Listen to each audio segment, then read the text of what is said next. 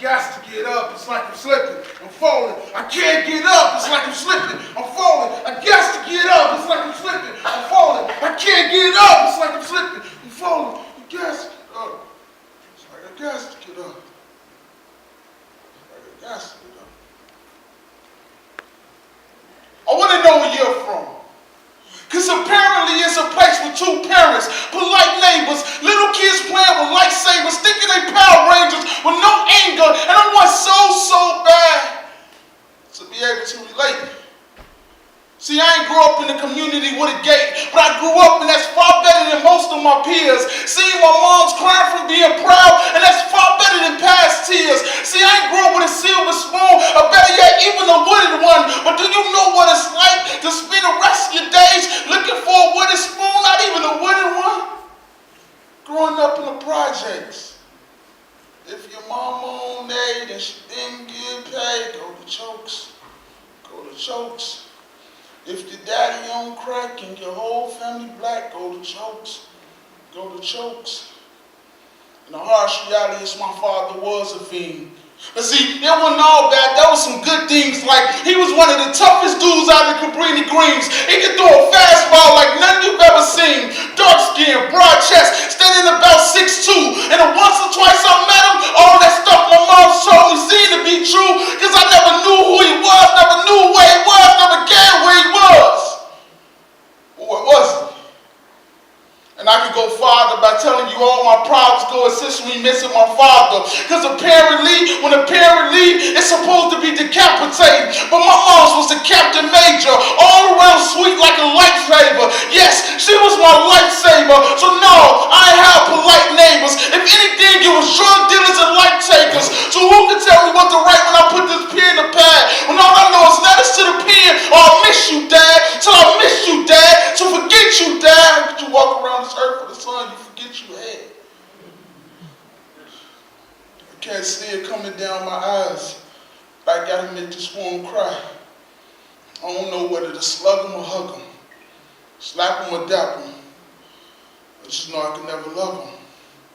And maybe I'm going too deep for an open mic, but open hearts and closed minds can create a broken life. And metaphorically speaking, life was a heavily guarded mansion with chains on the door. So I literally broke in life. It was a great neighborhood, good view, so I made the best. But what about those that's living a broke in life? Because when they broke in life, it was the wrong address. Like 187 Murder Ave, or 357 Body Bag, or 188 Linkard Street. Where I'm from, you don't get credit for having a debit. It's about that EBT. See, I'm from a city where people kill daily, nephew, and nephew daily kill people. You hear me? I said I'm from a city where people kill daily, nephew, and nephew daily kill people. And I don't know if it's to the point I'm getting mature or weaker. I just know I'm getting tired, getting old, getting hurt, getting cold. And it's like I'm slipping, I'm falling, I can't get. Thank y'all. How y'all doing out there? Come on, J-Mo.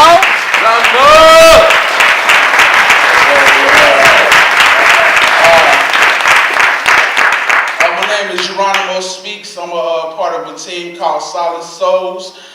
Family on the coalition on the south side of Chicago. We definitely are blessed to be able to come here and perform at the Black Ensemble. I had modest beginnings. Grew up in the projects on Low End, 21st Estate, only boy. I remember back in the day, my teacher, she said that I wouldn't make it past the 9th grade, and I was only in the 3rd grade. Yeah, you know what I'm saying? I remember sleeping on floors because my mom, she couldn't afford us beds. You know what I'm saying? I remember standing in them lines, them choke lines for free lunches early in the morning and lunch, you know? And it's hard sometimes. You gotta, when you can't see a way, you gotta find a way. You know, and I grew up on 21st Estate. And if any of y'all familiar with 21st Estate, that's them big half-moon buildings that go all the way up to the 22nd floor. I stayed on the 22nd floor in the projects. So, you know, and back of me, you can see the whole skyline and Lake Shore and Lake Michigan Park. And then in front of me, you can see the White Sox Stadium in Chinatown. But all we did was look down. because that's where they were selling drugs at. On the side of us in State Street, the most busiest street in Chicago, millions of dollars driving there, past every day. But all we did was look down, waiting, looking for the next fiend to come through and get a rock, or the next weed head to come through and get a bag.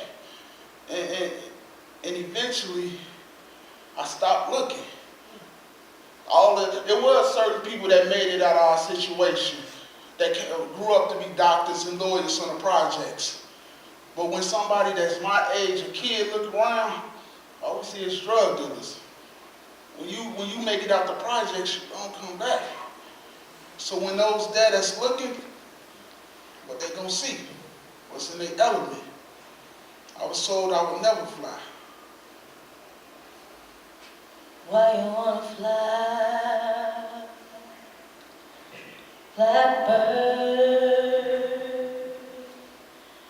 You ain't never gonna fly. Why you wanna fly, blackbird?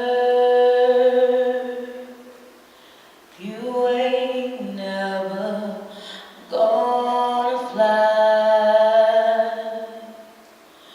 No place big enough for holding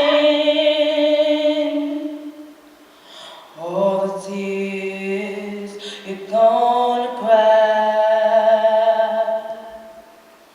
'Cause your mama's name was lonely and your daddy's name is pain, and they call you Little Sorrow, 'cause you never loved again. So why you wanna fly, blackbird? You ain't never gonna fly. They used to ask me, why you want to fly, blackbird? Because your wings clipped at the seams, and it seems you'll only be pushed to the back, bird. Or to the black birds, because gentrification is patiently waiting at our black curves. It's a difference between gated communities and Palatine and growing up in Harvey Tents. Go eat the place, you will see two different faces, no Harvey Dent, and we brush it off like it's politics, while they suck away our blood like a politics. The war's coming. I said the war is coming. And while I'm reciting enlightened, it'll probably be a race war before I finish lines.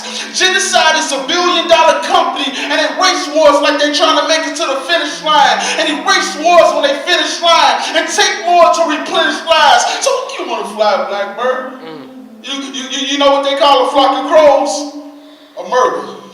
You know what they call a dope spot? A trap.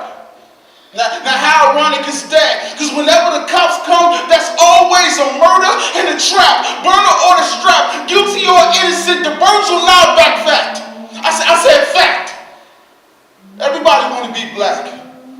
Until it's time to be black. Then you standing in that privilege line trying to get your seat back. Don't you know I see sections in Section 8 filled with kids who didn't ask to be here, coming from C-sections to sex at 8, and you call them pigeons. They self-esteem is being deemed by vultures, so they parrot to a cockatoo. What's on your bird, man? Let's be realistic. The cage bird sing, cause sing a prison. Lost time and he'll never get it back. All for some chicken scratch. Figure that. Once a month phone calls and 10 field visits is making them bitter black. So why you want to die, black boy?